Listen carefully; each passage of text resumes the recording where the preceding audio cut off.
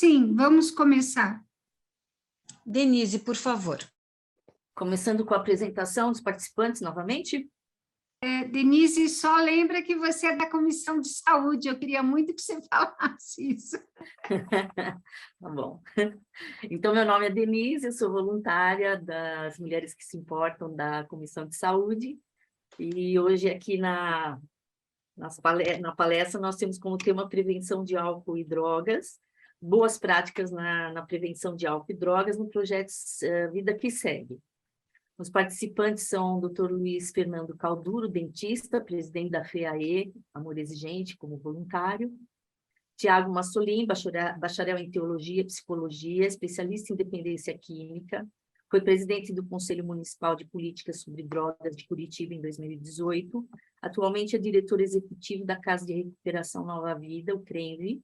Presidente da Compacta, Federação Paranaense de Comunidades Terapêuticas Associadas, assessor de políticas públicas da Cruz Azul do Brasil, segundo secretário da CONFENACT, Confederação Nacional de Comunidades Terapêuticas, membro da Comunhão Cristã Aba de Curitiba, e o doutor Tiago, também graduado em Direito e Comunicação Social pela Universidade Federal do Paraná, pós-graduado pela Escola de Magistratura do Paraná, mestre em Educação pela Universidade Federal do Paraná, promotor de Justiça titular na 5ª Promotoria de Justiça de Campo Largo, coordenador do Comitê do Ministério Público do Estado do Paraná de Enfrentamento às Drogas e do Projeto Estratégico SEMEAR, Enfrentamento ao Álcool, Crack e Outras Drogas. Membro do Conselho Estadual de Políticas Públicas sobre Drogas, representante do Ministério Público. Vamos passar o e-mail, né? Pode me trazer um fone para mim, por favor? No final. Alguém está com o microfone aberto? Seria interessante que todos deixassem, né, sem seus participantes fechados, para que não haja interferência.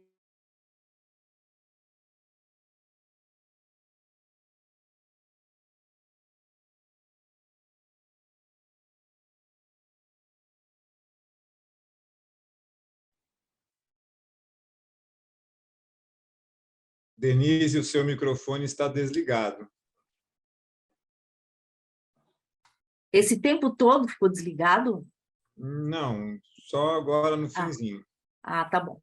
Então, doutor Luiz inicia, e gostaria que você falasse um pouquinho a respeito de como o início do Amor Exigente, como surgiu e a sua participação nesse grupo.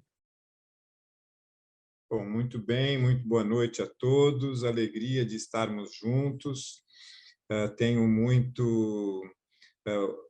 muita satisfação de poder estar com pessoas que estão, como o Amor Exigente, lutando pela vida, lutando pelo bem, lutando por uma sociedade mais terapêutica, uma sociedade mais equilibrada, mais sóbria. E então eu vou falar assim para vocês a respeito do que é o amor exigente. E essa sua pergunta, Denise, é muito própria, porque ao contar brevemente a história do amor exigente, nós vamos entender a importância de trabalhar junto a dependência química com a codependência, ou seja, o dependente químico e sua família juntos na busca de uma sobriedade familiar. O amor exigente, então, está no Brasil desde 1984, veio pelas mãos de Padre Haroldo Ram, um jesuíta norte-americano que conheceu o Tough Love, que é o amor exigente norte-americano, e era, aqui no Brasil, um dos incentivadores e um dos organizadores das primeiras comunidades terapêuticas em Campinas, a Fazenda do Senhor Jesus. E ele, durante um bom tempo, trabalhava com os dependentes químicos e percebia que, por 6 meses, estas pessoas ficavam bem. Elas ficavam sem uso de drogas, com um comportamento mais adequado, com uma espiritualidade maior, e estavam aí aptas a voltar à sociedade. Porém, para decepção dele, a grande maioria dos seus atendidos acabava recaindo muito rapidamente.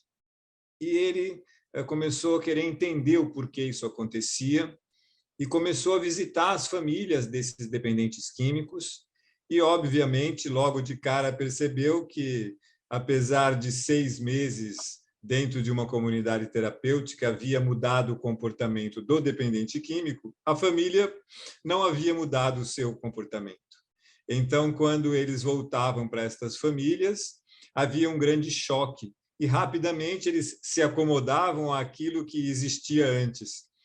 E então o padre Haroldo começou a querer ter um programa para poder trabalhar com as famílias. Foi quando, então, ele conheceu o Tough Love, que é este programa norte-americano, que no Brasil foi nominado Amor Exigente, e, ao longo dos 38 anos de presença no Brasil, ele foi se abrasileirando, e ele foi se tornando um movimento e um programa distinto do norte-americano. Veio dos Estados Unidos um programa baseado em 10 princípios básicos ou comportamentais. E logo que o Amor Exigente estava instalado no Brasil, ele recebeu, através de Padre Haroldo, uma voluntária muito importante, que é hoje a nossa presidente de honra, Dona Mara Menezes, e ela percebeu que precisaria brasileirar o movimento e logo de cara já acrescentou mais 2 princípios aos 10 norte-americanos. Depois surgiram, quase 10 anos depois de caminhada, os princípios éticos, porque também a comunidade de Amor Exigente, já nessa época, 1994, era uma comunidade grande, já estava capilarizada em praticamente todo o Brasil, e os líderes perceberam que era necessário se trabalhar a ética. Por quê? Porque os comportamentos, mesmo que mudados, ainda estavam apresentando falhas. E trabalhar ética seria trabalhar fidelidade, honestidade, verdade, respeito, sigilo. Então surgiram os 12 princípios éticos do amor exigente. Paralelo aos 24 princípios, então, que constituem o nosso programa, temos uma espiritualidade pluralista, também por desejo de Padre Haroldo Hahn, apesar de ser um sacerdote católico, desejou que o amor exigente pudesse acolher pessoas de todas as religiões, porque ele atendia pessoas de todas as religiões em sua comunidade terapêutica e as famílias precisavam ser acolhidas independente do seu credo e da fé que professavam. Então, o amor exigente passou a ter uma espiritualidade pluralista. Fazemos sempre em nossas reuniões um momento de espiritualidade, onde nós não falamos especificamente de uma religião, do nome de um Deus, mas falamos de amor, falamos de bondade, falamos de ética e falamos de responsabilidade social, que também é um pilar de sustentação do nosso programa. Percebemos que as famílias e os dependentes químicos que se preocupam em ajudar outros dependentes químicos e outras famílias são as primeiras que entram em recuperação. E isto é espiritualidade, e isto é ser bom, e isso é o que importa para o amor exigente. Então, ficou aí formado e constituído um programa com 4 pilares de sustentação: 12 princípios básicos, 12 princípios éticos, a espiritualidade pluralista e a responsabilidade social. Eu cheguei ao amor exigente já no meio da estrada, no meio do caminho desta jornada de 37 anos. Eu estou no amor exigente desde o dia 25 de fevereiro de 2002. Cheguei ao amor exigente porque 3 dos meus 4 filhos estavam fazendo uso de drogas e eu e minha esposa não sabíamos como lidar com essa situação. Já havíamos procurado psicólogo, psiquiatra, já havíamos procurado os líderes da nossa comunidade, um outro grupo de auto e mútua ajuda, mas nada resolvia e nada fazia efeito.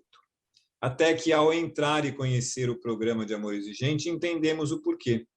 Entendemos que eu e ela precisaríamos mudar o nosso comportamento para que os nossos filhos pudessem mudar o comportamento deles. Nós fazíamos parte de um grupo chamado Fator de Risco para a Dependência Química. São as famílias permissivas.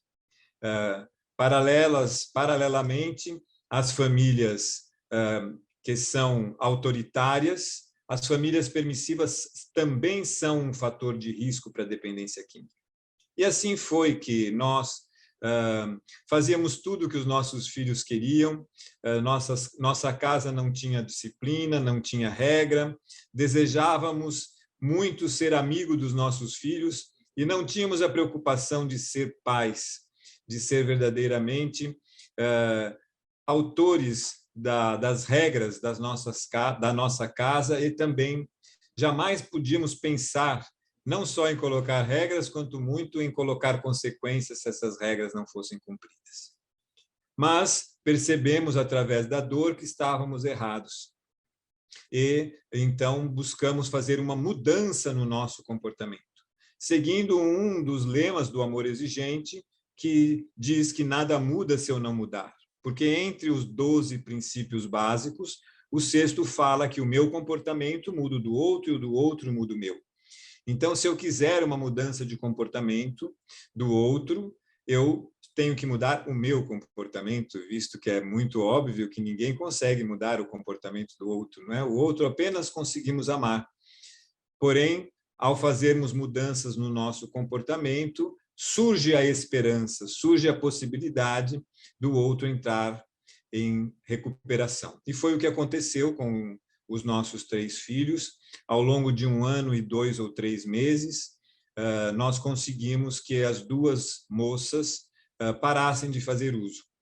Apenas com a colocação dos princípios básicos do Amor Exigente, com a espiritualidade do Amor Exigente. Notem que a minha família era uma família religiosa. Eu sou um homem religioso e transmiti religiosidade para os meus filhos, sou católico, os meus filhos fizeram primeira comunhão, grupos de perseverança, crisma, mas ainda assim, por terem tido um pai permissivo, que tudo permitia e os colocava em risco, porque permitia que eles frequentassem as baladas noturnas com dinheiro na mão, não foi suficiente esta religiosidade trabalhada em minha família.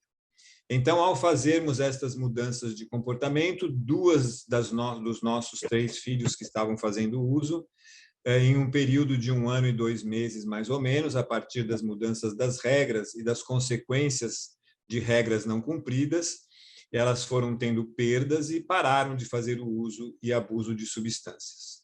Porém, um dos nossos filhos, que era gêmeo de uma dessas meninas que eu lhes narrei agora, ele já estava dependente químico. Vocês sabem, claro que sabem, estou aqui entre doutores, que a dependência química não se instala da noite para o dia.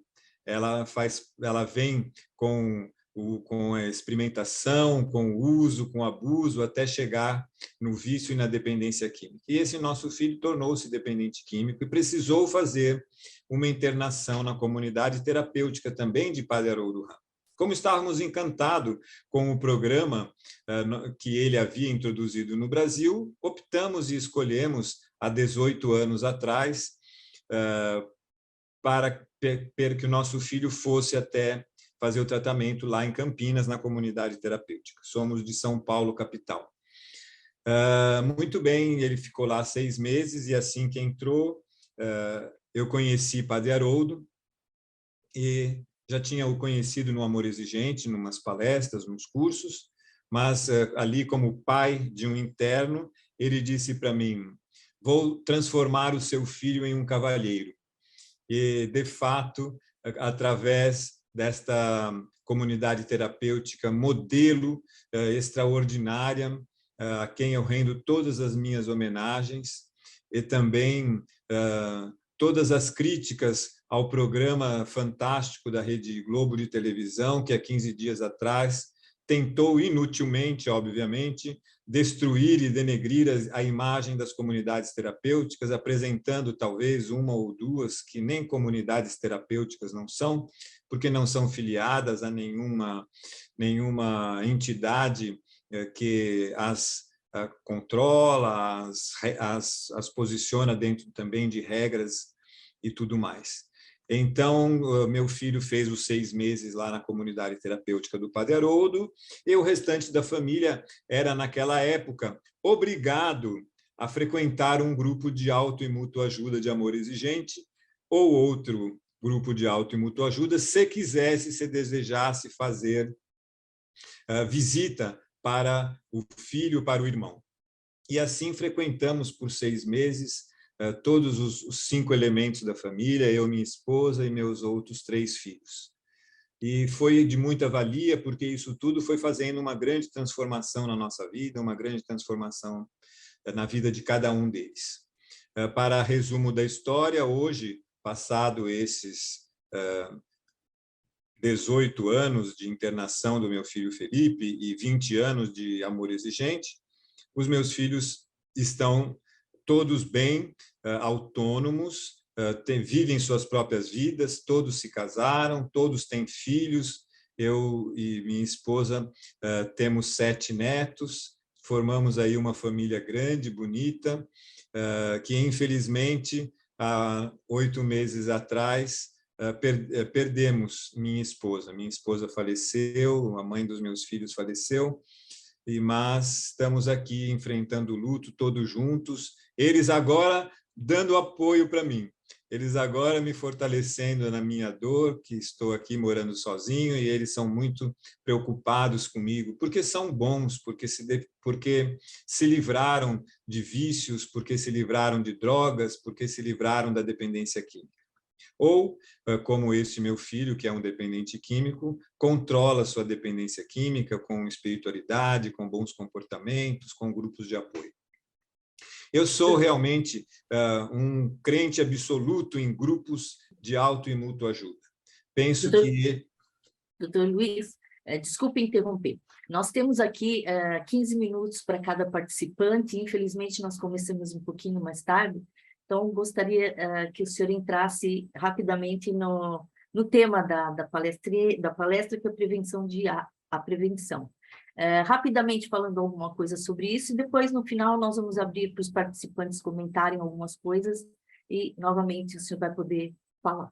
Quantos minutos mais eu tenho, Denise? Você tem 3 minutos.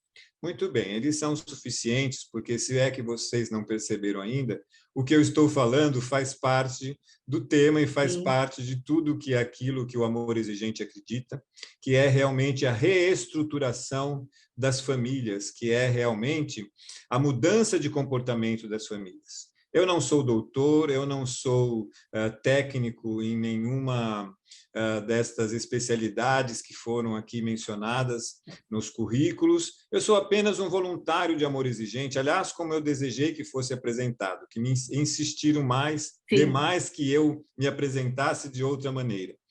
Mas eu sou um voluntário de amor exigente que acredita nestes princípios de mudanças de comportamento, nos lemas do amor exigente, e o amor exigente tem também um trabalho de prevenção muito bonito, que acontece desde 2002, que é chamado Educae. Então, é um trabalho de reeducação familiar, que busca levar estes princípios básicos que eu conheci pela dor a famílias que ainda não têm o seu problema instalado. Levar a famílias que estão começando a educar filhos, crianças, a partir de 3, 5 anos de idade, aonde elas precisam conhecer os princípios do amor exigente, que são a prevenção pura, porque eles vão falar em cooperação, eles vão falar em disciplina, eles vão falar em espiritualidade, em diálogo, em roda de conversa, e isto tudo é o que o amor exigente acredita, que pode ser realmente uma prevenção sábia, uma prevenção definitivamente funcional. Por quê? Porque faz realmente, a partir de 15 encontros, uma mudança na vida daquelas pessoas que estão neste curso de Educae. Nós poderíamos, ao longo de um fim de semana, colocar todo o conteúdo deste curso para que as pessoas pudessem absorvê-lo. Mas nós percebemos que isso não seria interessante, porque elas precisam fazer as mudanças no comportamento. Elas saem, todas as reuniões, são 15, com uma meta. O que eu vou fazer esta semana para absorver o programa, para ficar cada vez melhor, como é um dos nossos objetivos dentro do Amor Exigente. Então, é a partir realmente desta vivência dos princípios que se dá ao longo de 15 encontros que essas pessoas, que estas famílias acabam trabalhando a prevenção, como diz o livro de Dona Mara Menezes, Prevenção com Amor Exigente antes que coisas ruins aconteçam. Então, amigos, não quero mais tomar o tempo tão rico de cada um de vocês, mas desejo que cada um de vocês que, se por um acaso ainda não conhecem o Amor Exigente, que venham a nos conhecer. Nós temos um site muito rico, que é o amorexigente.org.br, Amor Exigente, tudo junto.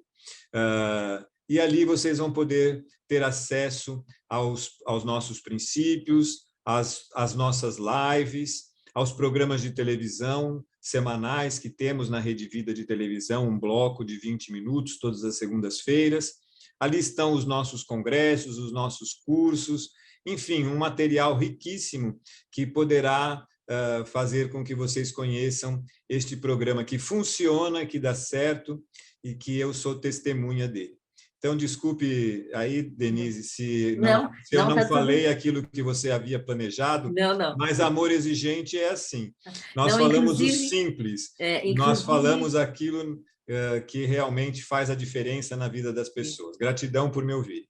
Imagina. Inclusive, eu sou participante há muitos anos do Amor Exigente e eu acredito que a maior parte, enfatizei essa questão de vamos falar sobre prevenção, porque eu acredito que a maior dificuldade que as pessoas têm em buscar essa ajuda é perceber que a mudança precisa começar em nós e não necessariamente no indivíduo que faz o uso das drogas.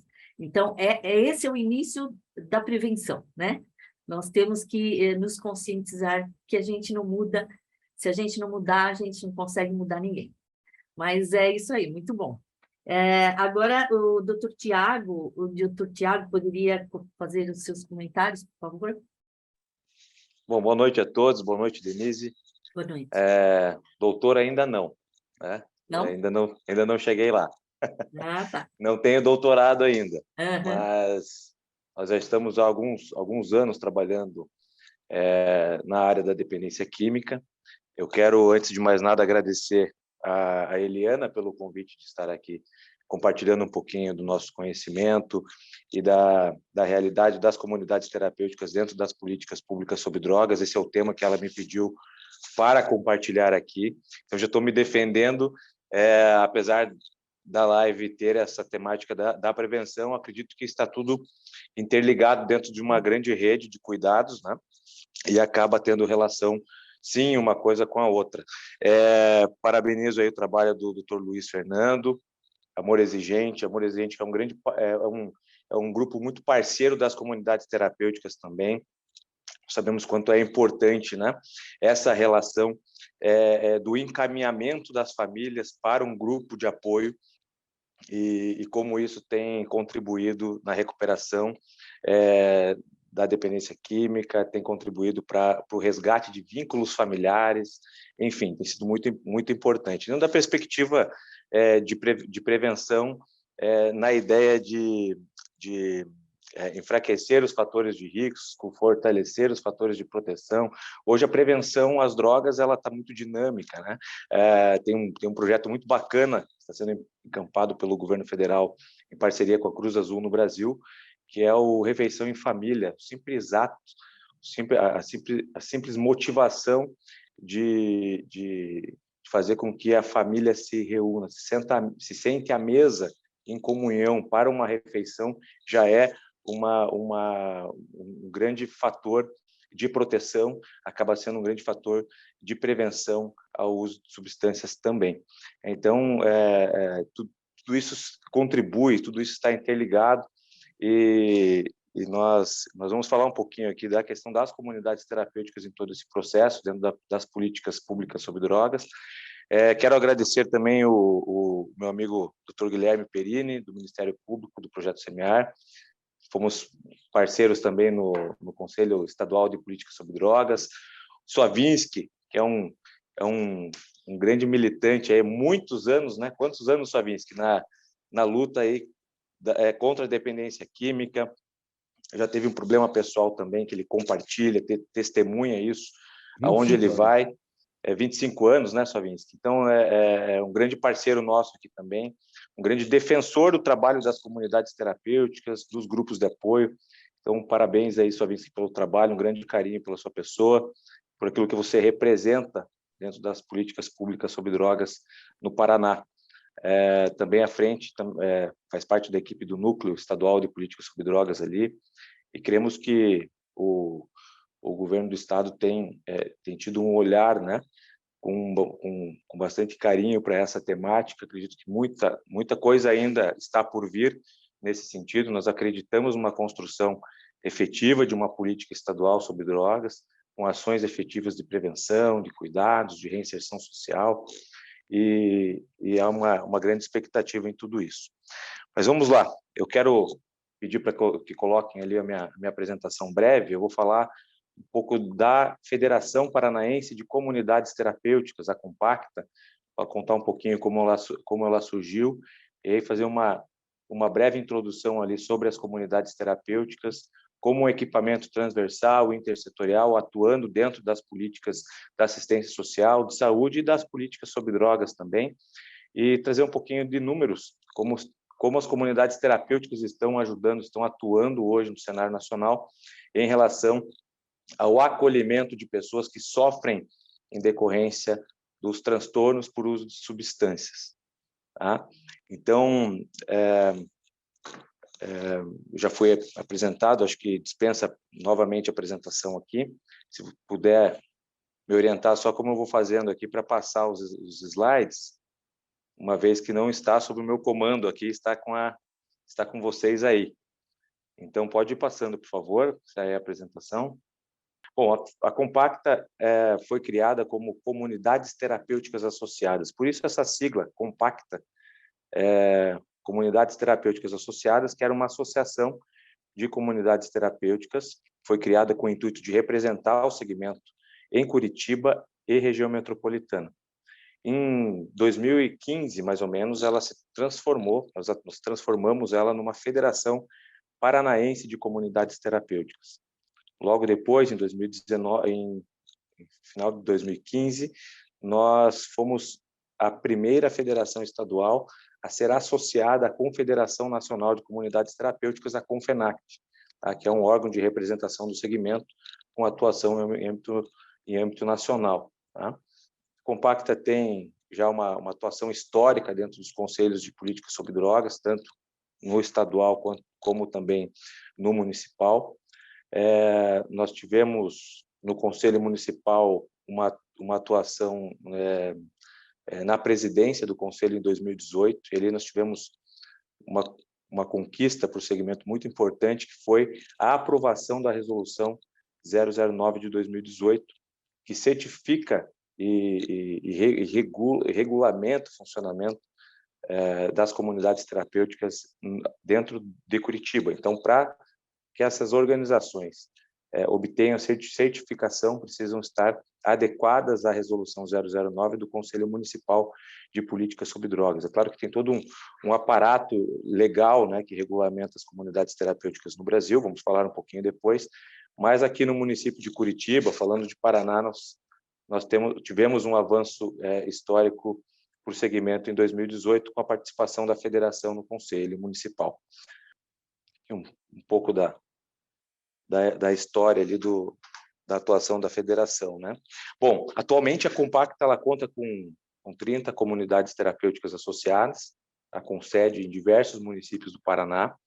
São aproximadamente 450 colaboradores atuando diretamente nessas organizações, voluntários, mais de 1.100 pessoas acolhidas, e falando de familiares, aí chegamos a mais de 5.700 700 familiares sendo acompanhados nos programas de recuperação. E dentro desse contexto, há essa interação com os demais equipamentos que compõem a rede, né? Como o caso do Amor Exigente, por exemplo. Então, essa rede funcionando, os encaminhamentos sendo realizados e essa atuação conjunta sendo realizada aí por todos os nossos segmentos. Pode passar para o próximo, por favor. Bom, um dos critérios importantes que a Compacta adotou como federação foi estabelecer normas internas para a associação de novas comunidades terapêuticas, Desejo Filiação.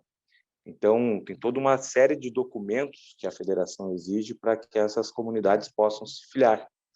E a ideia é que as organizações que não estejam totalmente documentadas nesse sentido, elas possam ter um período para se adequar a isso. Então, ela entra como uma pré-associada, nós vamos lá, vamos dar orientação para essas instituições se regulamentarem, tá? E aí, assim que elas se regulamentarem, nós filiamos, nós associamos ela, certificando como uma associada da federação. Então, é exigido documentos como alvará de funcionamento, CNPJ, licença sanitária, certificado de vistoria do Corpo de Bombeiros, estatuto social, enfim, todo documento, toda a documentação necessária para o pleno e regular funcionamento das comunidades terapêuticas. Nós tivemos uma parceria muito importante com a Universidade Positivo, foi em 2016, nós fizemos uma cartilha, diretrizes e panoramas das comunidades terapêuticas no Brasil, estabelecendo ali critérios terapêuticos, contábeis e jurídicos, com a intenção pura e simples de orientar mesmo as comunidades, as lideranças das comunidades terapêuticas, como estarem regulamentadas, adequadas às normativas vigentes, tratando aspectos jurídicos, contábeis também, enfim, e foi um material muito bacana, e aí consolida, né? Consolida também consolidando dentro da academia. Foi uma parceria que nós fizemos com a Universidade Positivo, no curso de psicologia, e montamos ali um grupo de estudo para criar esse material e direcionar as lideranças das comunidades terapêuticas. Bom, são mais de 50 anos de comunidades terapêuticas no Brasil. O Luiz tocou num assunto ali da reportagem do Fantástico, né? Nós, como Confenact, como Federação Paranaense também de Comunidades Terapêuticas, manifestamos o nosso total repúdio à matéria veiculada no Fantástico, que colocou todas as comunidades terapêuticas dentro de uma vala comum, né? Como se todas as comunidades terapêuticas praticassem as atrocidades que eles mencionaram ali. Mentiram descaradamente, como foi explicado anteriormente, algumas instituições que apareceram ali nem comunidade terapêutica são, né?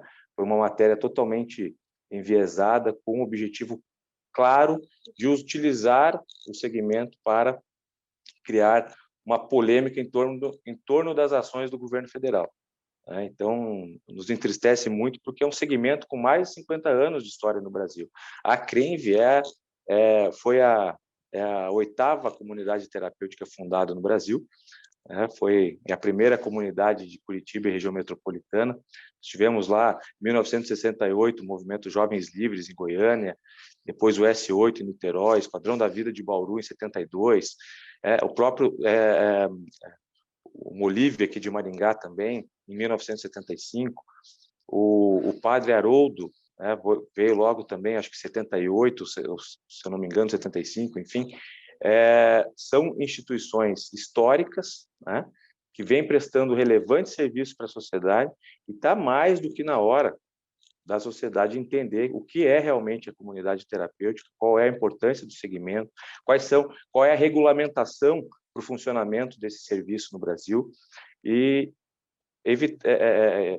desmascarar essas narrativas que toda hora são lançadas contra as comunidades terapêuticas por movimentos puramente políticos e ideológicos. Então, é importante aqui que todos saibam e repliquem isso, nos seus meios, né? Quando o assunto for política sobre drogas e comunidades terapêuticas, nós temos que ter esse conhecimento para poder rebater essas falácias que são lançadas contra as comunidades terapêuticas. E há uma intenção muito clara do que se quer com isso, né? Há um movimento ideológico que defende que recurso público precisa ser investido em equipamento público. Então, quando o terceiro setor se apresenta-se como uma solução para resolver um problema, uma demanda social. E aí eu faço uma referência a uma pesquisa que foi realizada pela Senad há uns anos atrás, que constatou que no Brasil 90% das pessoas que precisam acessar um equipamento para o cuidado, para o tratamento de álcool e drogas, acessam uma comunidade terapêutica. Então, há uma procura natural da sociedade em geral pelas comunidades terapêuticas quando o assunto é dependência química. Então, para tentar proteger a coisa pública de uma atuação mais efetiva do terceiro setor, cria-se uma barreira ideológica com narrativas descabidas, muitas vezes, para poder denegrir a imagem de um segmento tão importante que vem prestando um serviço relevante para a sociedade há tantos anos, né? Mais de 5 décadas aí atuando no Brasil. Então, vamos lá. Comunidade terapêutica. Então, são instituições privadas sem fins lucrativos que prestam serviço de acolhimento residencial de caráter transitório com adesão e permanência voluntárias de pessoas com transtornos decorrentes do uso de substâncias, álcool e outras drogas. Esse é o principal ponto, né? É a questão de ser um serviço residencial, de ser um serviço de caráter exclusivamente voluntário. Ninguém está dentro de uma comunidade terapêutica contra a sua vontade, as pessoas estão ali porque querem estar ali. Essa é a primícia, né? De uma triagem, de uma adesão ao acolhimento. A pessoa precisa passar por uma avaliação médica que relata, né, que descreve que a pessoa está apta, atesta que a pessoa está apta para o acolhimento em comunidade terapêutica, passa por uma avaliação psicológica, enfim, tem todo um processo para a pessoa ser admitida dentro de uma comunidade terapêutica pela sua própria decisão, pela sua própria escolha. É direito do Estado, é direito da sociedade como um todo fortalecer as ações das comunidades terapêuticas para que as pessoas tenham acesso a esse tipo de serviço também. Então, é isso aí, as principais características, né? A adesão e permanência voluntária, o ambiente residencial caráter transitório, o programa de acolhimento singular individual, que é um programa que é feito com a pessoa, com base na sua individualidade, é criado um plano de acolhimento para essa pessoa, de acordo com as suas necessidades. A oferta de atividades recreativas, esportivas, autocuidado, sociabilidade, fortalecimento de vínculos, enfim, uma série de programas que são inseridos para a pessoa obter a autonomia e obter a reinserção social com busca pela abstinência da droga, né? Esse é um ponto bastante importante também. A promoção do desenvolvimento pessoal. É como se trouxéssemos a pessoa, retirássemos, né? A pessoa sai daquele meio em que ela está inserida por um período, vem para uma microsociedade organizada, com regras, com normas, com atividades que vão possibilitar ela ressignificar muita coisa na sua vida, para depois ela ser preparada para o retorno social, familiar, reinserção ao mercado de trabalho e ter a sua autonomia novamente, ter o controle, as rédeas da sua vida novamente, que é aquilo que ela havia perdido para a droga anteriormente. Então, a característica principal da comunidade terapêutica nesse contexto é a intersetorialidade, é a transversalidade, ou seja, ela é uma instituição que ela atua com um público-alvo de diversas políticas. Tá? Pode passar para o próximo, por favor, a gente vai falar um pouquinho disso rapidamente ali.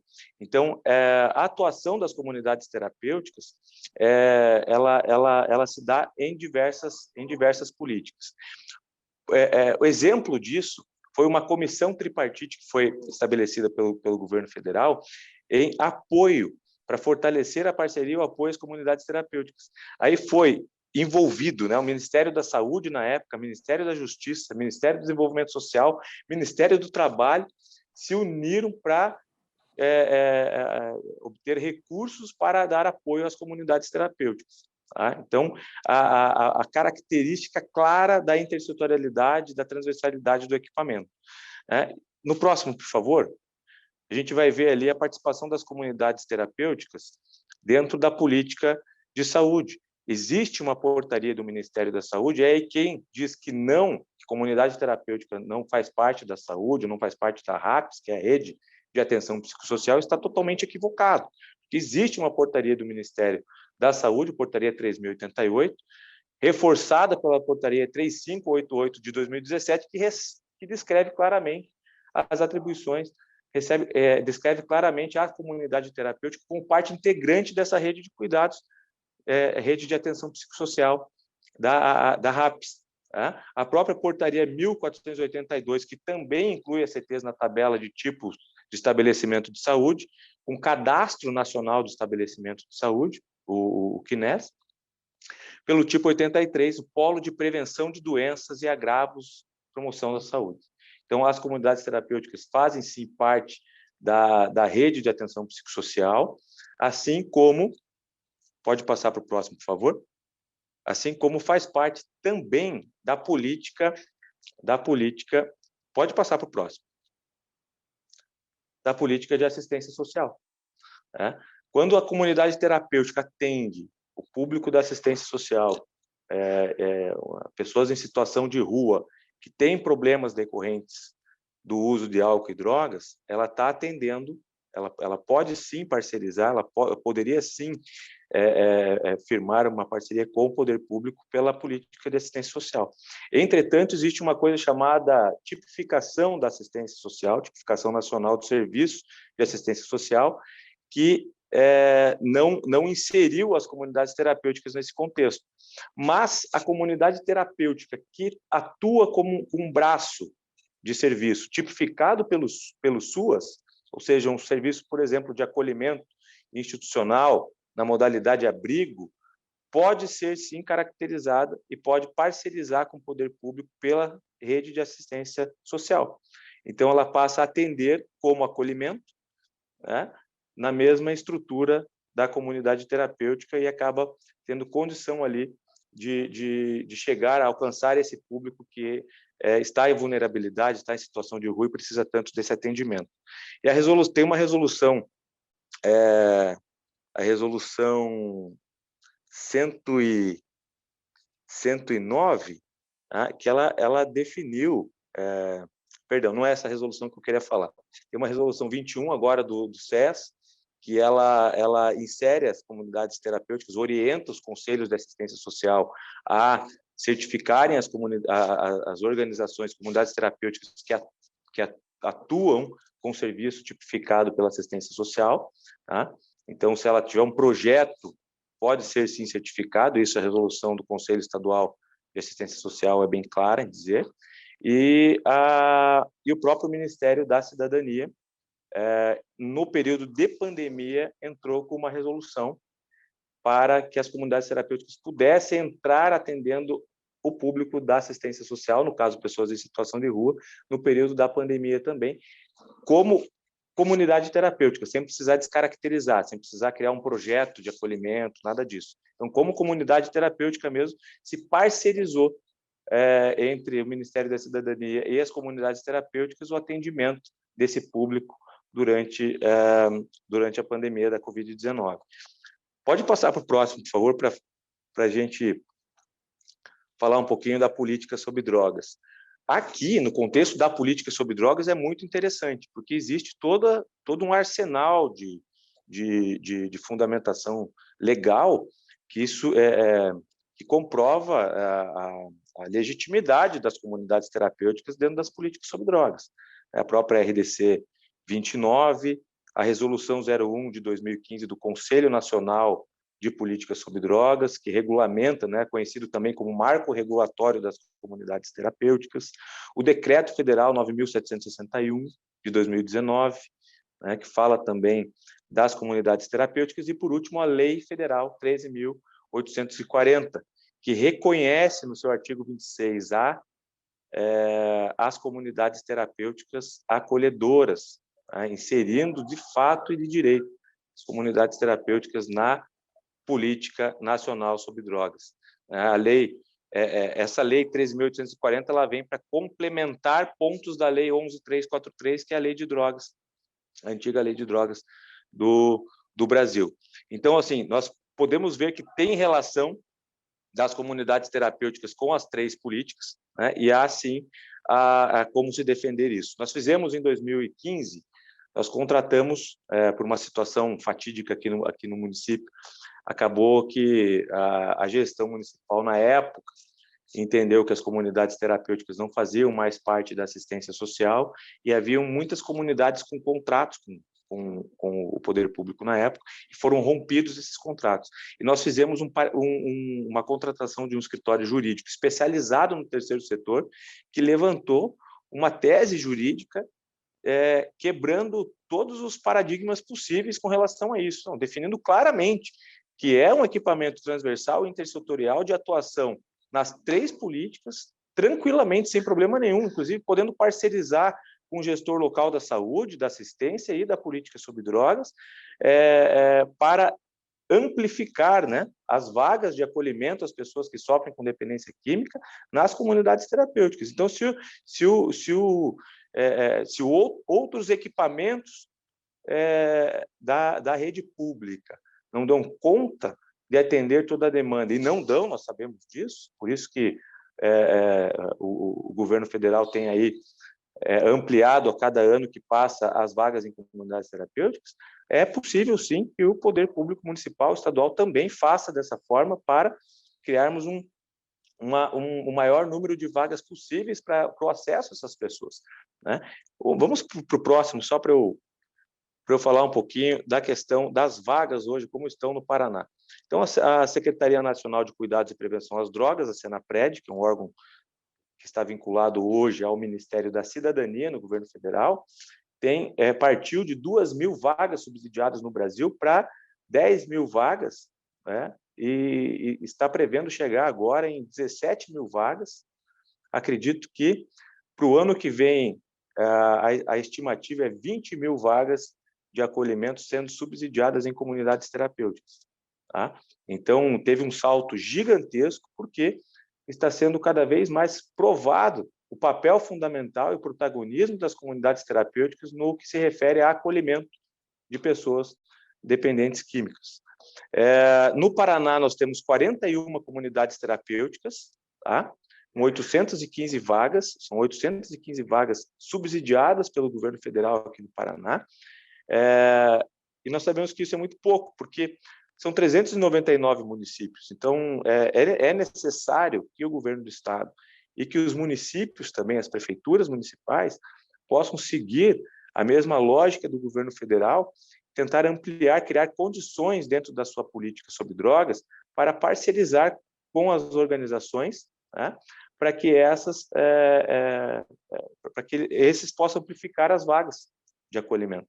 Então, esse é um trabalho que a federação também vem fazendo, articulando no estado, articulando nos municípios, para que haja esse reconhecimento, haja esse investimento, né, em ações, claro, de prevenção, né, em ações de cuidado e ações de reinserção social. Mas, especificamente, o que está pegando hoje em termos de prioridade é a questão do acolhimento em comunidade terapêutica, porque as pessoas estão passando por dificuldades extremas. Nós acompanhamos todos os dias, e quem trabalha na linha de frente nessa área sabe, acompanha o sofrimento das famílias batendo na porta das comunidades terapêuticas pedindo ajuda. Nós chegamos aqui na CRENV, por exemplo, a ter 70 famílias, 70 pessoas na fila de espera aguardando uma vaga liberar. Então, assim, é desesperador, o cenário é desesperador. Quando uma pessoa pede ajuda, quer um encaminhamento, e você não tem o que fazer, não tem para onde mandar, porque não tem vaga. Então, é necessário todos nós, a sociedade, se mobilizar em relação às comunidades terapêuticas, apoiar quebrar essas narrativas mentirosas que têm tentado lançar contra as comunidades terapêuticas. Da mesma forma, fazem isso também com os grupos de apoio, né? É o mesmo pessoal que defende a legalização das drogas no Brasil, legalização da maconha, por exemplo, com aquela falácia da maconha medicinal, é a mesma turma que rechaça as comunidades terapêuticas, que fala mal das comunidades terapêuticas. Então, nós temos que começar a nos apropriar desse conteúdo, saber, visitar as instituições, acompanhar, né, o desenvolvimento das boas práticas que estão sendo realizadas e também acompanhar o poder público, executivo, municipal, estadual, sobre o que está sendo feito em relação a essas ações tão importantes, necessárias de prevenção e também no eixo de cuidados, que são as parcerias, para ampliação do acesso a essas vagas para as pessoas que necessitam. Então, esse é um ponto que eu queria ressaltar aqui para vocês. Pode passar para o próximo, por favor, ver se eu já concluí aqui. E, por fim, se me permitirem, eu gostaria de passar um breve vídeo da Casa de Recuperação Nova Vida. Não vai dar tempo de eu apresentar o que é a CRENV, a sua história, a nossa metodologia de trabalho, fica para uma próxima, mas um vídeo que eu encaminhei aí para a Eliana, eu gostaria de passar para que vocês pudessem conhecer um pouquinho do trabalho real da comunidade terapêutica, um vídeo institucional aqui da CRENV, para compartilhar com vocês um pouco desse nosso dia a dia, tá bom? Bom, meu tempo estourou, por favor, me oriente aqui. Estourou ou tenho tempinho ainda? Estourou seu tempo, mas nós temos aí uma brechinha. É um assunto extremamente importante para quem não tem conhecimento, né, desse trabalho da Secretaria de Políticas e saber das vagas e tudo mais. Eu, como mãe de um dependente químico, sei o quanto é difícil a gente encontrar essas vagas, né? Então, por favor. Assim, só para concluir, então, a apresentação ainda, é interessante a gente ver que não é uma ação exclusiva do governo federal, apesar de ter um protagonismo muito importante. A Senapred, na pessoa do Dr. Quirino e toda a sua equipe lá no governo federal, tem feito um trabalho espetacular em todas as áreas, falando de política sobre drogas como um todo. São ações de prevenção, são ações na área de cuidados, ampliação das vagas de acolhimento, parcerias na área de reinserção social, qualificação, capacitação profissional e diversas ações. São incontáveis. Quem ouve o Dr. Quirino falar sabe do que eu estou dizendo aqui. É impressionante. Mas nós vemos também que muitos estados estão subsidiando vagas. Então, tem aí o estado do Piauí, passou ali atrás o estado do Rio de Janeiro, São Paulo, Minas Gerais, né? O que mais aí? Vamos ver. Santa Catarina, volta um pouquinho ali para mim, por favor. Aqui, Minas Gerais, né? Aqui, Santa Catarina tem 10 mil vagas subsidiadas pelo governo do estado de Santa Catarina, pela Secretaria da Saúde. São 10 mil vagas, além das vagas subsidiadas pelo governo federal. Então, é necessário, sim, que o gestor público da esfera estadual, da esfera municipal, possa ter um olhar atento com carinho, possa buscar a captação de recursos, a ativação, né? Eu sou defensor da ativação do fundo estadual e municipal de políticas sobre drogas, com recursos, com captação, com projetos, ações para realmente, através desses recursos, que se possa propor junto aos conselhos, junto ao próprio executivo da pasta, ações efetivas para a construção de uma política sobre drogas eficiente e eficaz, tanto no Estado quanto nos municípios. Então, a gente precisa fomentar isso, precisa cobrar mais, precisa estar como um movimento da sociedade civil organizada, buscando essa articulação com o poder público, né, para que essas coisas, de fato, aconteçam, porque não pode parar, não pode ficar parado da maneira que está. Então, assim, muito obrigado. Se puder passar o vídeo, eu agradeço também. Mostrar um pouquinho do trabalho que nós desenvolvemos. Nós vamos deixar o vídeo para o fim, Tiago. Nós vamos deixar o vídeo para o fim para o Dr. Guilherme entrar com a sua a exposição e no finalzinho a gente volta a colocar o vídeo para abrir para perguntas também. Tudo bem, então. Muito Tá obrigado. bom? Então, doutor Guilherme Perini, por favor.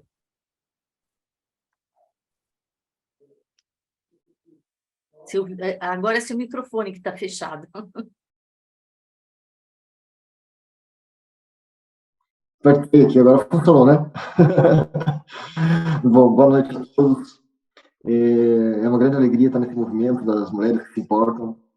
A gente teve um contato muito por WhatsApp, tivemos essa identificação, né, da causa, né, em relação aos dependentes, aos usuários, e desde então a gente tem tido vários diálogos em relação a assuntos relacionados à questão de drogas, e a oportunidade de estar participando de um evento como esse, de lives que vocês estão promovendo, é sempre bom, né? Assim, a gente sabe que quem entra nesse mundo das drogas, assim, do fenômeno da droga, é porque tem um coração ligado a isso, né? É alguém da família que tem essa situação, é o pai, uma mãe, um irmão, alguém muito próximo, né? O marido, o filho, porque é algo tão complexo e tão difícil, né? Que exige tanto esforço pessoal, que se não for esse amor que norteia, né? Esse amor que é falado pelo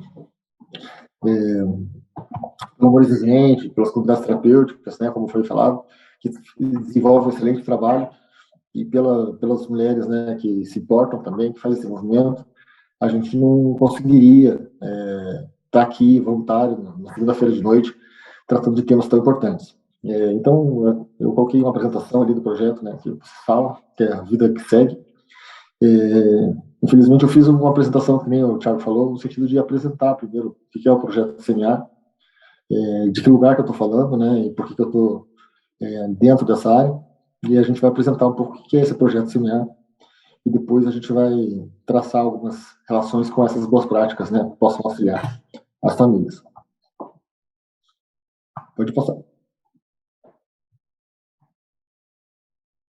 A gente pôs um QR Code ali, através de você apontar o telefone ali, você entra na nossa página do CMA. Quem tiver interesse de... Se não tiver o celular para apontar agora e quiser depois acessar a página do projeto, a gente não tem uma página própria, né? A gente é um projeto do Ministério Público, então entrar no site do Ministério Público do Paraná e lá ter acesso ao projeto CMA. Pode passar. Ele foi constituído de que forma? Com um Conselho Nacional dos Procuradores Gerais, ou seja, o chefe de cada instituição do Ministério Público, de cada estado. Eles se reúnem, né, periodicamente. E lá em 2012, eles entenderam que seria necessário criar comitês estaduais de enfrentamento às drogas. Então, o Paraná, logo em 2012, fez o seu comitê, e hoje acho que é um dos únicos estados, dos poucos estados, que tem esse comitê atuante da forma como é aqui no Paraná. Esse projeto similar só existe no Paraná, foi aqui que ele criou essa forma, e isso foi um grande incentivo, né, da administração do Ministério Público, que entende que é um projeto estratégico, que é algo bastante importante, né, assim, no sentido de buscar intervenções, né, de forma coletiva, claro, de forma construtiva, em rede, de políticas públicas de prevenção, atendimento, reinserção, e principalmente de capacitação dos membros do Ministério Público, essa sensibilização dos promotores e dos servidores, para que eles entendam o fenômeno, né, que é um fenômeno complexo, que precisa de psiquiatras, precisa de assistente social, precisa de psicólogo, precisa de educador, precisa de pessoas que trabalham com experiência relacionado ao amor exigente, às comunidades terapêuticas, toda essa experiência. Então, e buscar uma articulação externa, né, com todas essas entidades, sejam governamentais ou não, a academia, buscando justamente a capacitação e no que o Ministério Público pode contribuir, e o sistema de justiça pode contribuir nessa questão. Pode passar. A nossa estrutura aqui está com letras pequenas, mas eu explico, fica mais fácil. Tem um comitê, e por ser uma questão complexa, existem procuradores de cada uma dessas áreas, né, de saúde, direitos humanos, pessoa com deficiência, idoso, infância, juventude, violência doméstica, educação criminal, do GAECO, do nosso Centro de Execução, e civil e assistência social. Ou seja, é um fenômeno tão complexo que tem quase todas as áreas. Ali acho que só não tem patrimônio público, que é o Ministério Público, e meio ambiente, né, e consumidor. Apesar de se a gente quisesse colocar, teriam questões relacionadas ao meio ambiente, ao consumidor e urbanismo, né, e certamente engloba todas essas questões. A gente até fez um levantamento quando eu entrei na coordenação desse projeto, para verificar quanto isso afeta as pessoas do Ministério Público. E mais da metade diz que 80% dos casos envolve a questão de álcool e drogas. Então, assim, quando se fala em violência doméstica, a maior parte tem a questão do álcool e drogas, né, por causa de fundo. Furtos, roubos, homicídios, assim, aqui em Curitiba a gente fez um levantamento nas audiências de custódia, são mais de 90%, ou seja, bastante alto. Se for falar também em casos de adoção, né, tirado, convívio familiar, as crianças, porque os pais usam álcool e drogas, é mais da metade aqui em Curitiba. Então tem em todas as áreas assim que afetam o Ministério Público, envolve essa questão de álcool e drogas, né? Se for direitos humanos, moradores de rua com álcool e drogas, brigas entre idosos, né, e seus filhos, conflitos familiares, envolve álcool e drogas.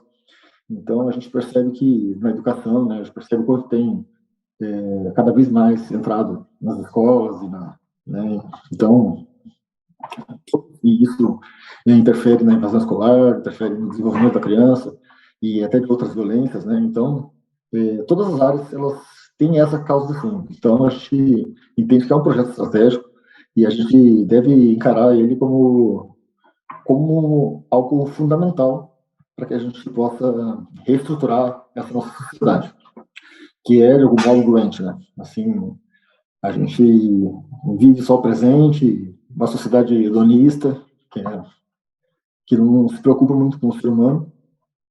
Então a gente tem esse cuidado e as drogas trabalham nesse sentido.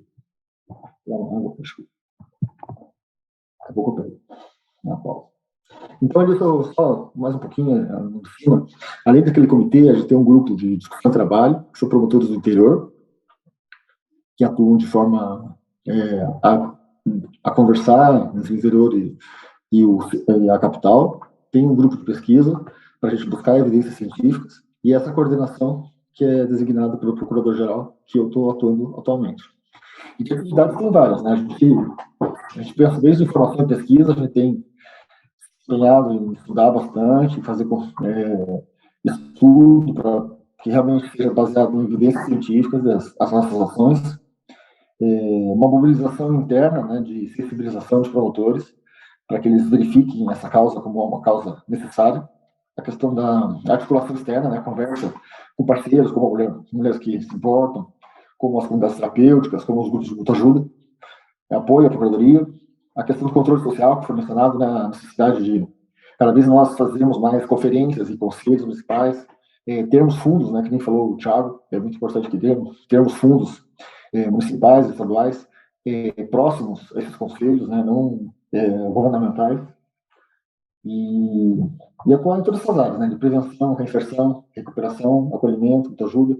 Então, nesse contato direto com todas essas áreas, que são eixos, né, da questão de drogas, e também um pouco na atenção ao perdimento de bens, no caso de tráfico, e na legislação e fiscalização dessas leis. A gente atua na repressão, né, o tráfico está fora da atuação do CNA, porque fica para as promotorias criminais. Então, a gente planejou agora para 2022, na verdade, não foi nem a gente, algumas metas prioritárias que acho que surgiram como uma demanda da própria sociedade e do que a gente é demandado quanto Ministério Público como ações centrais, né, nesse primeiro momento.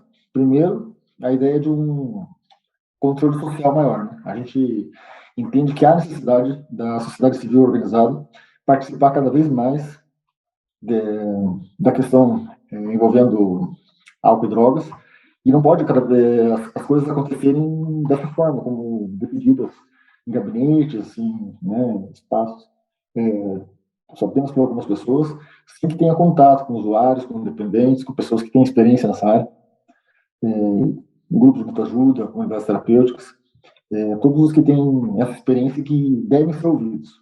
Então, a gente pensa que é necessário ter conferências, a gente até apoiou a primeira conferência estadual de políticas de drogas, o Thiago estava lá no mesmo grupo que eu, e bastante participativo, né? A gente acho que foi um momento bacana aqui no Paraná, no sentido de que foram mais de 160 municípios, mais de 1.000 participantes, e assim, com pessoas com muitas diferenças que tiveram a oportunidade de legitimar um plano estadual de política de drogas.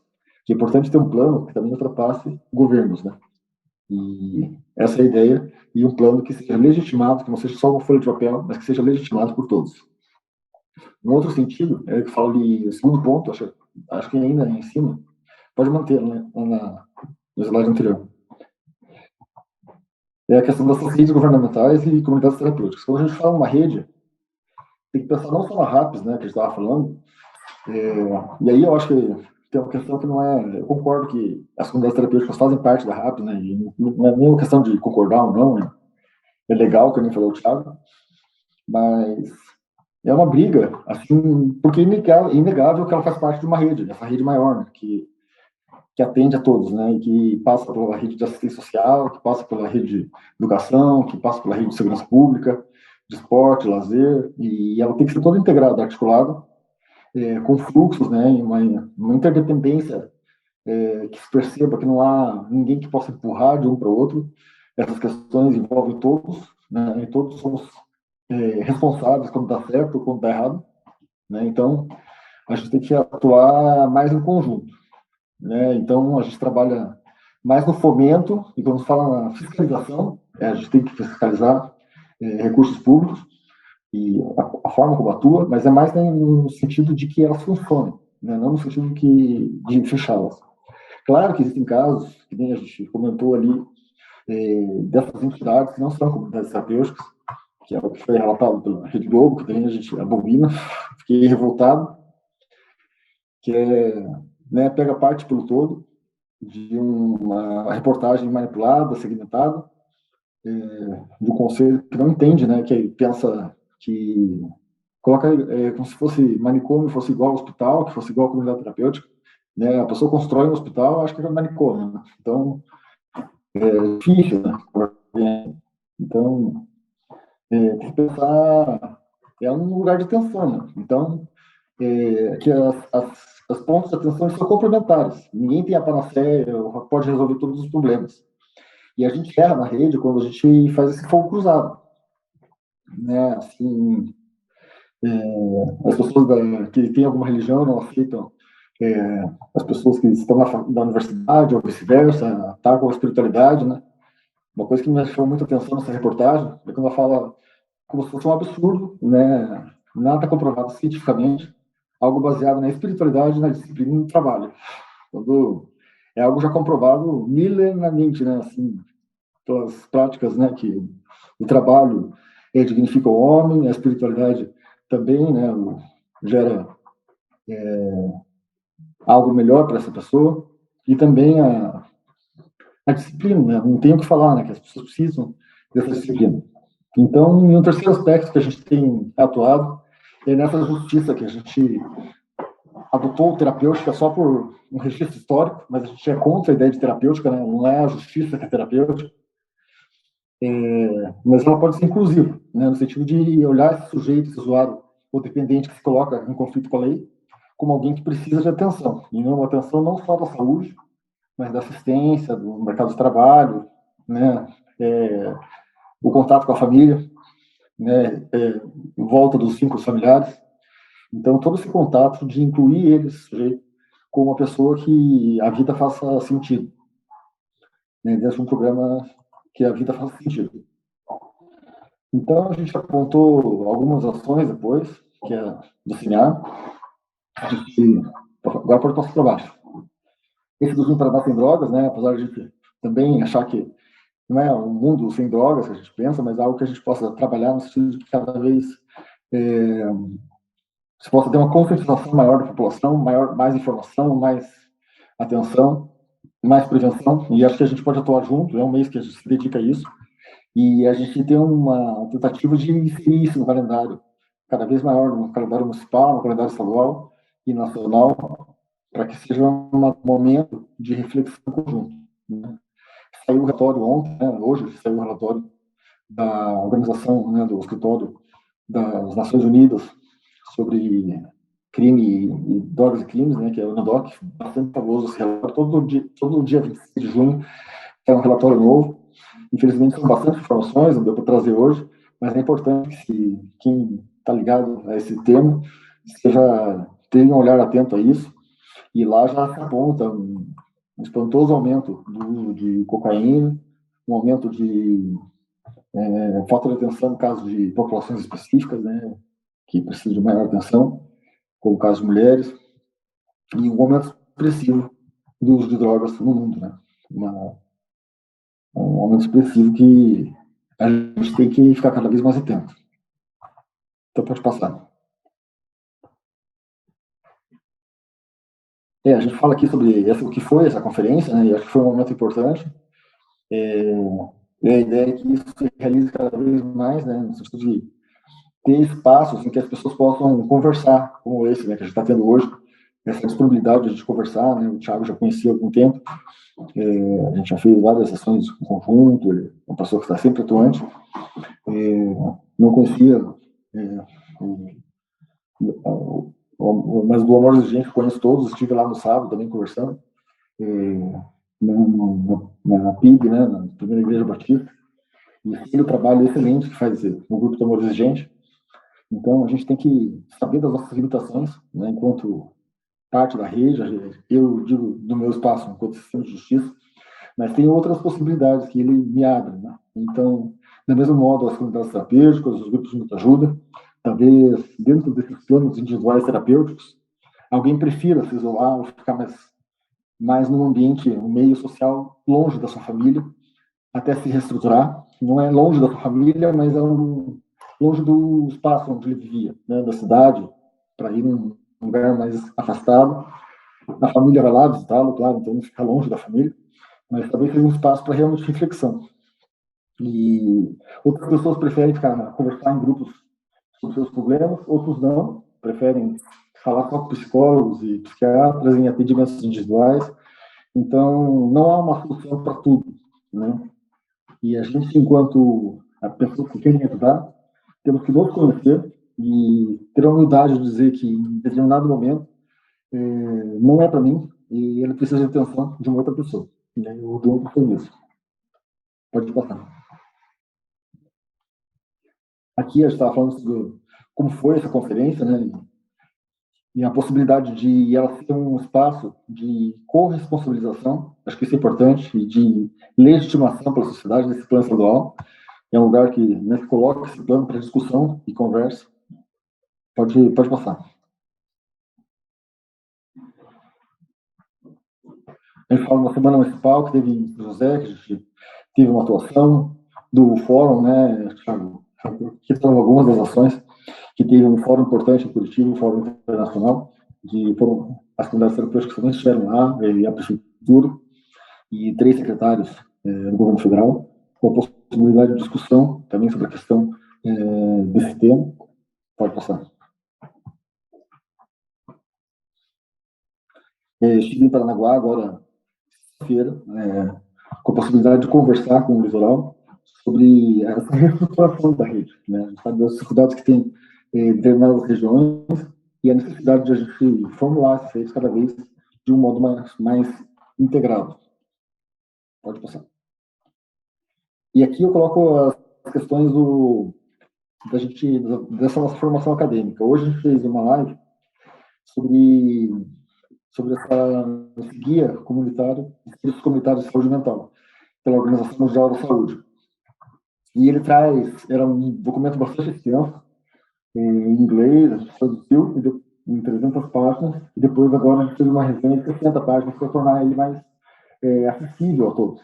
E ele traz uma nova abordagem da Organização Mundial da Saúde, que é justamente essa baseada na pessoa. Então, ela é em direitos e direitos humanos, né? De recuperação e buscando não intervenções coercitivas ou que busquem retirá-lo à força de determinados lugares, ignorando a sua capacidade de pensar, mas avaliando justamente essa pessoa como um sujeito de direitos, alguém que pensa, que tem condições de decidir junto com o médico o seu tratamento, e ele precisa de uma tomada de decisão apoiada, claro, precisa de uma rede que o apoie, mas não substitutiva, né? Não é uma pessoa que não tem condições de decidir nada, e quando a gente trata o usuário, dependendo dessa forma, a gente está criando uma violência. Pode passar. Então, alguns dos nossos artigos, né, a gente tem trabalhado na questão de responsabilização de agressores, pode passar, o que é essa formação holística do contato com todo. Aqui eu coloco o site do Sistema Público, depois tem todos esses livros e por que a gente baseia essas ações sempre em algo baseado em evidência. Bom, eu não vou estender, acho que o mais importante é a gente poder conversar um pouco depois sobre o tema em específico, né? Eu poderia trazer as ações que a gente faz de forma específica, mas também não quero chatear o que é, né? Mas a intenção é apresentar o que é o Ministério Público e a gente construir algo conjunto, né, do que é essa rede, como que a gente pode atuar para contribuir com o movimento das mulheres que se importam, do amor exigente, né, das comunidades terapêuticas, o que a gente pode contribuir para formar essa rede cada vez de uma forma mais forte. Então, me coloco à disposição de perguntas e encerro aqui a minha fala. Doutor Tiago, muito obrigada. Todos os participantes estão parabenizando a todos pelo trabalho, pelo exercido, cada um no seu cargo. E eu gostaria de saber se alguém tem alguma pergunta para fazer, que infelizmente a gente está com o tempo curtinho. Fiquem à vontade para perguntar para alguns participantes se ficou alguma dúvida, mas acho que o tema é extremamente complexo e nós teríamos aí muito a falar mais detalhadamente, né? Então, vários participantes agradecendo e parabenizando a todos pelo trabalho. Super importante que as pessoas tenham conhecimento, né, de todo e esclarecimento de todo esse trabalho que vem sendo feito nessa área que é bastante relevante na sociedade hoje em dia, né?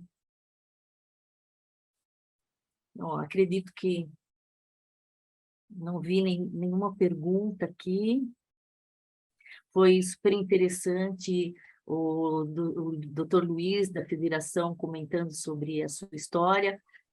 Parabéns aos participantes, a Vanilda, a Eliana, parabenizando o Dr. Guilherme pelo trabalho, pelo congresso, enfim. Muito esclarecedor os trabalhos apresentados, a Celina comentou. Então, acho que a contribuição foi bastante grande para todos os que puderam participar e vai ficar gravado, provavelmente, outras pessoas terão acesso, né? Acredito que é isso. Posso passar o vídeo Eliana? do Tiago? Dá tempo, acho que sim. Vamos passar, sim, era que eu ia sugerir, vamos passar o vídeo do Tiago, e realmente os 3 palestrantes foram muito especiais, né?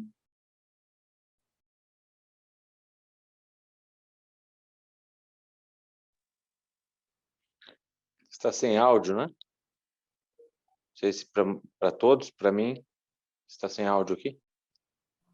Está sem áudio. Está sem áudio, sim. Não estou conseguindo liberar o áudio, só tá vendo o vídeo. Você gostaria de comentar, Tiago, o que está sendo... Eu acho que... Tem link no YouTube, Tiago? eu vou tentar puxar aqui no YouTube, mas... Aí todo mundo acessa apertando, né, o link. Depois eu encaminho o link para vocês. Aí você pode também divulgar, Eliana, para os presentes na live, né? Podemos, sim, divulgar para o pessoal não ficar esperando. Uma pena. Mas, enfim, a gente compartilha depois na sequência, não tem problema, não. Você fará nova tentativa, Jô, com o som? Estou Ó, tentando. Eu Estou consegui tentando. puxar o link no YouTube aqui. De repente eu passo para você, Ju. Para quem que eu posso passar aqui? Para você mesmo, Eliana? De repente abre a janela do... Eu acho que do não vai YouTube. resolver, porque eu não estou conseguindo liberar o áudio aqui de nenhuma forma. Então, você passe para mim, Tiago, que daí eu passo para todos, até porque estou com o e-mail de todos os inscritos, né? E eu posso passar. Ou aqui no chat também, né? Acho que todos têm acesso também. Enquanto isso, a gente tem aqui, parabenizo a todos, enriqueceram o nosso conhecimento. Pergunte ao senhor Luiz se tem algum livro escrito contando sua história. Uma boa sugestão, Luiz. É verdade. Mas nós temos 2 livros muito interessantes que contam tudo o que é o amor exigente e o principal deles, o título é exatamente esse, O que é Amor Exigente, da editora Loyola, recomendo. É de Dona Mara Menezes, autora do livro Nossa Presidente de Honra. Então, olha só, a recomendação está dada, verdade. Conheço os livros, muito bons, mas é bem interessante. A sua história é bastante enriquecedora e bastante inspiradora para quem passa por esse problema, né? Doutor Luiz, eu recomendo, se o senhor aceitar a minha sugestão, escreva essa história. Eu acho que tem muitos detalhes vividos aí na sua vida que enriqueceriam, né? A questão, por exemplo, da disciplina, desse cuidado, e realmente hoje, cada vez mais, a disciplina ela é deixada de lado, né? Às vezes, assim, por uma questão de sermos mais benevolentes, acharmos que estamos sendo mais bacanas, alguma coisa assim, a gente acaba cedendo a muitas disciplinas. E eu acho que talvez um relato seu que viveu essa experiência e o resultado da retomada seja muito interessante. Fica como minha sugestão. Agradeço, Carla, seu carinho, sua atenção. Vamos ver se Deus me ajuda. Amém. Apoiado. Okay. Eu também apoio, acho que muito importante, porque todos nós temos uma história com álcool na família, né? Questão de drogas, todos temos uma história. Eu também participei do Amor Exigente, tenho amigas, né? A Irma, que está aqui, a Carol não participou, mas está do Grupo Atitude, né? Então, estou viúva há 3 anos. Estou aqui representando o Grupo Atitude. Isso, Nara, bem-vinda. Estou muito feliz que você está aí, a Irma também, né? Então, eu pedi meu marido por causa de cigarro e álcool, né? Então, é muito duro. 3 gerações a gente vendo e a gente fica impotente. Então, eu fiz curso na evangélica sobre como cuidar, como prevenir, como... Então, eu vejo que essas conexões, esse amor, né, a parte de espiritualidade, o amor exigente, a história do Padre Haroldo, que me inspirou, me incentivou. Então, sabe, hoje é um momento alegre. Eu não posso falar muito mais, porque meus anos dourados me levam a chorar, a ficar emocionada, mas eu agradeço a Deus, em primeiro lugar, sabe, pelo doutor Luiz Fernando, pelo doutor Guilherme, que eu tenho acompanhado, né? Desde o ano passado, nós fazemos lives, como Mulheres que se Importam, nós defendemos os valores da família, e o álcool e as drogas, infelizmente, têm destruído muitas famílias, né? Fui coordenadora de casas-lares e colocamos mulheres em casa terapêutica, no 19º elas não aguentavam. Então, tem que ser criado mesmo. E eu vi quanto que avançou escutando o Tiago, né? Fui parceira de intercessão da avó dele, quando estava começando tudo aqui, sabe? Então, para mim, né, é maravilhoso ver vocês 3 reunidos, né, que fazem parte de alguma forma da minha história, da história de todos que estão aqui, e que Deus continue abençoando, trazendo assim perseverança, força, coragem, graça na vida de todos vocês. Do José Augusto Soavins, que foi uma alegria conhecê-lo hoje. Meu Deus, eu queria ter estado lá no shopping. Eu não estava sabendo, porque eu sou ativista, eu gosto de estar junto, de distribuir folheto, já saí em todas as manifestações, incentivo todas a saírem, né? Desde a Lava Jato, Marcha para Jesus. Nós temos que ir para as ruas, celebrar a vida e incentivar e mobilizar as mulheres, principalmente, que é o nosso foco, né? 750 anos de Cristo, o profeta Isaías já falava para as mulheres: mulheres, saem do seu comodismo, saem da sua inércia, de ficar em cima das panelas aí, escutem o que Deus tem para falar para vocês. A mulher é protagonista social, ela é coluna da família, ela precisa ter esse olhar, e é ela que edifica o homem, né? Ela precisa estar junto. Então, eu quero agradecer, se ninguém mais tem nada para falar, minha gratidão do fundo do coração para todos vocês que participaram também. E acho que nós temos que fazer mais, né? O ano que vem nós fazemos... Quero parabenizar, Eliana, assim, o movimento de vocês, sabe? O movimento feminino, assim, lindo como é de vocês, né? Que preserva valores essenciais na sociedade, que se mobiliza quando é necessário, né? Não é um movimento passivo, né? Assim, mas é um movimento que procura conhecimento, que age. Então, assim, vocês são mulheres guerreiras, e isso é fantástico. Assim, eu estou achando o logo de vocês é muito bonito. E quando você coloca assim, que se importam, né? Assim, pessoas que se importam, né? Acho que é isso que a gente precisa cada vez mais, né? Assim, não importa de onde veio, né? Mas assim, pessoas que se importam, não é passar a mão na cabeça, como vocês sabem, já trazem a experiência da Amor Exigente, mas envolve luta, e luta com muito amor, né? Com muito estudo, e isso eu vejo essa garra em vocês estão de parabéns. Parabéns a todas. Muito obrigada. Rapidamente aqui, ó, surgiu uma pergunta: algum projeto pós-tratamento? A Suzana Abreu está perguntando. Para vocês três, se eventualmente houver algum. Eu posso falar, eu acho que não existe um tratamento, não existe um pós-tratamento. Você vai continuar, o tratamento continua, né? Ele pode mudar o tratamento, pode ser que seja pós-internação, pode ser pós... Desculpa, pós-internação. Pós-internação, trabalho. Porque, se existe alguma... porque eu tenho procurado. Vai depender da pessoa, porque cada um tem um plano próprio, né? Assim, a gente vê grandes experiências de desintoxicação em hospitais e continuidade no trabalho de comunidade terapêutica, que funciona muito bem, ou num grupo de muita ajuda também, né? E as pessoas precisam de apoio depois, né? Porque ali no hospital simplesmente estão desintoxicadas, não muda a relação delas com a vida, né? O que fez ela usar as drogas, ela simplesmente foi um aspecto que é o físico, foi analisado, né?